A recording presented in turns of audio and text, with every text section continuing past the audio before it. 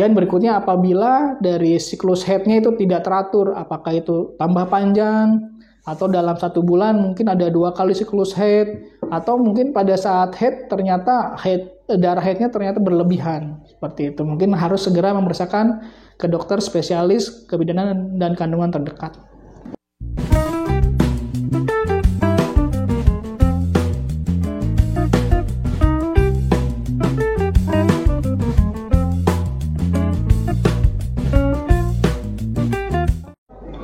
Selamat pagi sahabat Hermina, ketemu lagi dengan saya Dr. Ai di acara Hermina Podcast.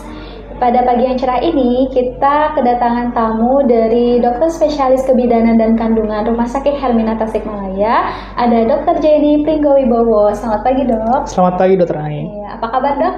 Alhamdulillah sehat. Alhamdulillah. Ya, jadi pada podcast kali ini dok, kita akan mengangkat tema mengenai nyeri saat menstruasi atau mungkin secara medis kita kenal istilah dysmenorrhea.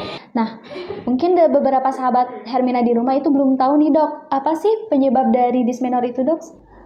Assalamualaikum warahmatullahi wabarakatuh. Selamat pagi sahabat Hermina. Ya, baik, pada kesempatan kali ini kita akan membahas mengenai nyeri haid atau kita sering sebut dysmenorrhea ya.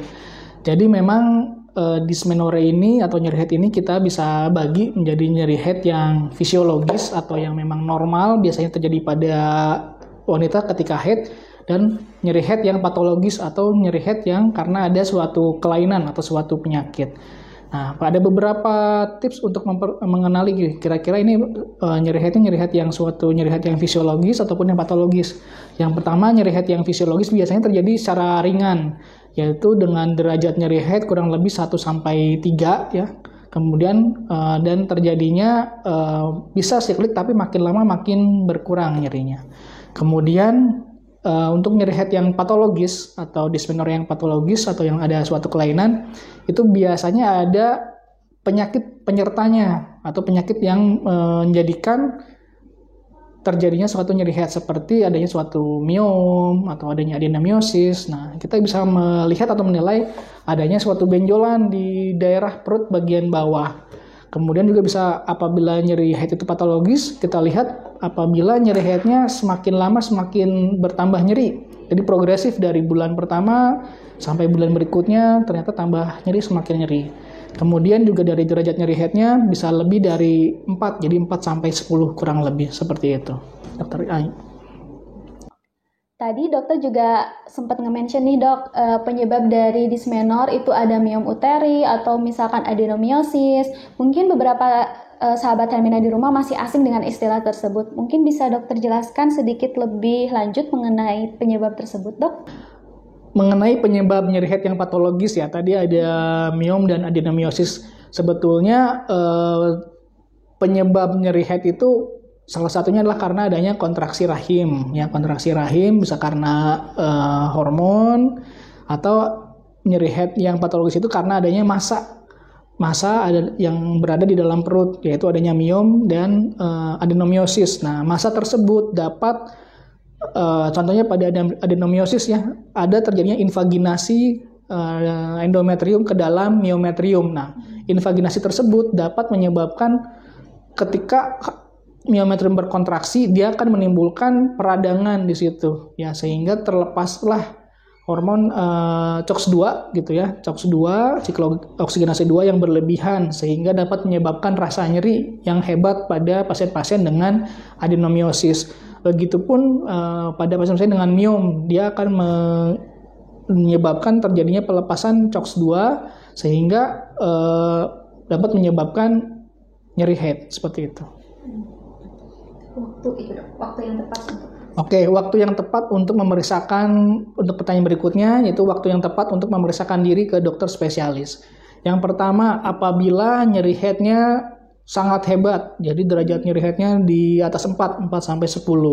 Kemudian yang kedua, apabila terdapat nyeri haid yang progresif, nah, pada saat nyeri haid yang sekarang, misalkan derajat nyeri haidnya 2 atau 3, kemudian pada saat siklus haid berikutnya sampai 4, kemudian siklus berikutnya sampai 5, 6, dan seterusnya sampai tidak tertahankan, berarti terjadi progresivitas, sehingga sebaiknya sih langsung diperiksakan ke dokter spesialis kandungan dan kebidanan. Kemudian Yang ketiga, apabila pada saat periksa mandiri ternyata ada suatu benjolan di daerah perut bawah gitu ya. Entah itu tambah besar ya atau memang ukurannya hanya segitu-segitu saja tapi teraba ada benjolan dengan jelas.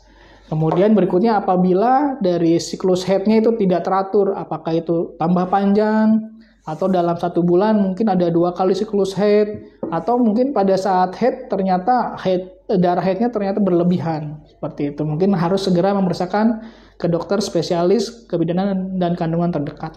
Mungkin dok juga sahabat Hermina di rumah itu ada yang bingung mungkin atau pengen tahu gitu dok, apakah ada tips dok untuk meringankan gejala nyeri saat menstruasi atau dysmenorrhea? Ya, baik, untuk meringankan gejala dysmenorrhea atau nyeri haid ya, yang bisa kita lakukan adalah pertama mungkin ada hal yang kita lakukan sebelum terjadinya haid dan saat terjadi haid dan terjadi dysmenorrhea.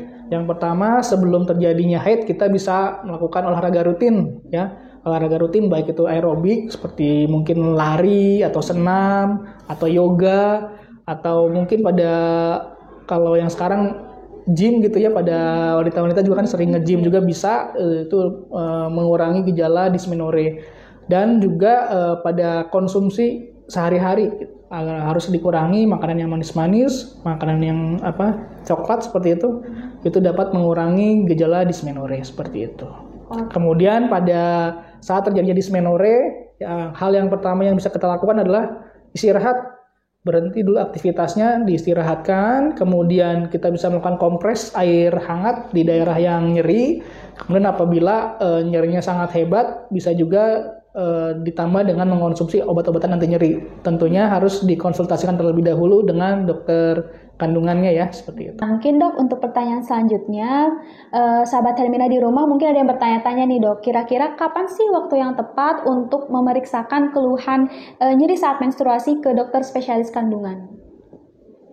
Yang pertama, apabila nyeri headnya sangat hebat, jadi derajat nyeri headnya di atas 4 sampai 10. Kemudian yang kedua, apabila terdapat nyeri head yang progresif, nah, pada saat nyeri head yang sekarang misalkan derajat nyeri headnya 2 atau 3, kemudian pada saat siklus head berikutnya sampai 4, kemudian siklus berikutnya sampai 5, 6, dan seterusnya sampai tidak tertahankan, berarti terjadi progresivitas, sehingga sebaiknya sih langsung diperiksakan ke dokter spesialis kandungan dan kebidanan. Kemudian yang ketiga, apabila pada saat periksa mandiri ternyata ada suatu benjolan di daerah perut bawah gitu ya. Entah itu tambah besar ya atau memang ukurannya hanya segitu-segitu saja tapi teraba ada benjolan dengan jelas. Kemudian berikutnya apabila dari siklus headnya itu tidak teratur, apakah itu tambah panjang atau dalam 1 bulan mungkin ada 2 kali siklus head, atau mungkin pada saat head ternyata darah headnya ternyata berlebihan seperti itu. Mungkin harus segera memeriksakan ke dokter spesialis kebidanan dan kandungan terdekat. Untuk jadwal praktek saya di Rumah Sakit Hermina Tasikmalaya dari hari Senin sampai hari Jumat pukul 8 pagi sampai pukul 15.30, dan hari Sabtu dari pukul 8 pagi sampai pukul 12 siang. Terima kasih.